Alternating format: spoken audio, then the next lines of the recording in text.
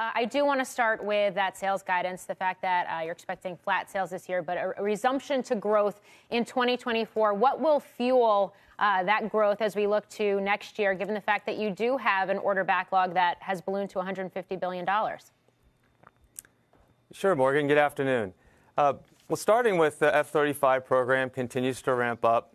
We expect to build between 147 and 153 aircraft this year and in 2024, and then up to 156 in 2025. So we'll have production increases in 2024 and 5. We'll also have opportunity to build up on the CH-53K. That's going into full rate production. We've got activity going in our space business with the next generation interceptor that can prevent ballistic missiles from hitting our homeland, and a number of other programs. So we've got a whole set of classified and unclassified programs that we think are really going to start to catch fire in 2024 and beyond. Yeah, and of course, one of those program of records that's seeing that ramp in production is the F-16. You've got the Block 70 aircraft. Just today, it looks like this first successful test flight of the first of these fighter jets that will go to Bahrain. How does that speak to the fact that we are seeing this increase in demand for defense, not just here in the U.S., but among our allies as well, and what that is going to mean in terms of translation to sales? Sure. Just the reality of the geopolitical situation that's evolving, obviously Russia's invasion of Ukraine.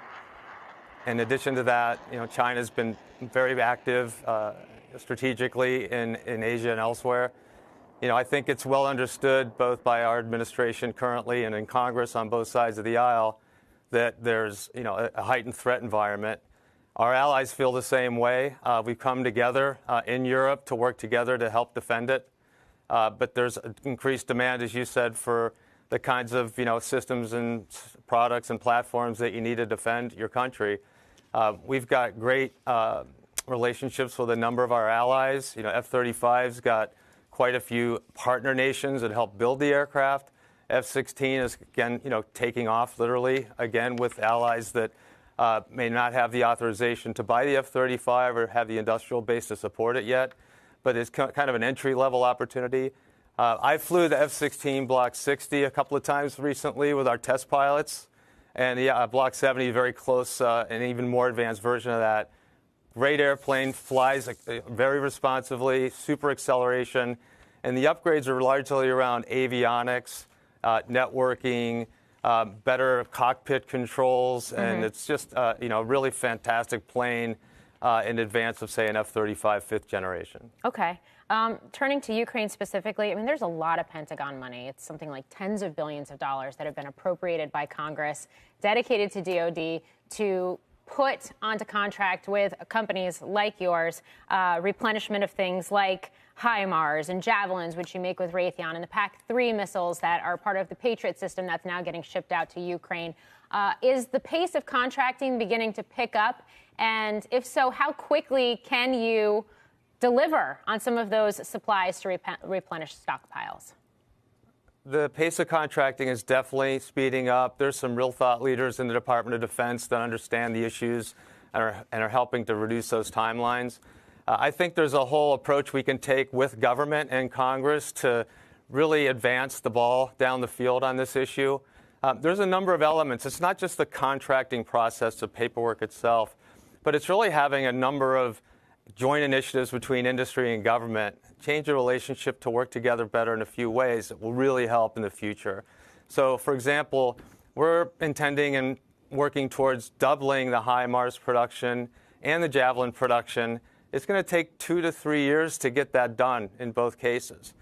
We got a head start on it about a year ago when I sort of went back to the Pentagon, volunteered to spend about $100 million to start that process before we had any contracts or any paperwork going back and forth. So it was worth doing to demonstrate that we can get a head start. But there's 4 things I think that government and industry can do together in the future. First is we need to have multiple supply sources for microelectronics, critical metals, things like that. So we have more than one source for key components and not just have to rely on one supplier who may or may not be able to ramp up. The second area is that we really would be great for especially small and medium supplier companies to have less regulatory burden to work with the DoD. I know there's some ways to streamline that, given the history of it. There's also the opportunity to think about really investing early.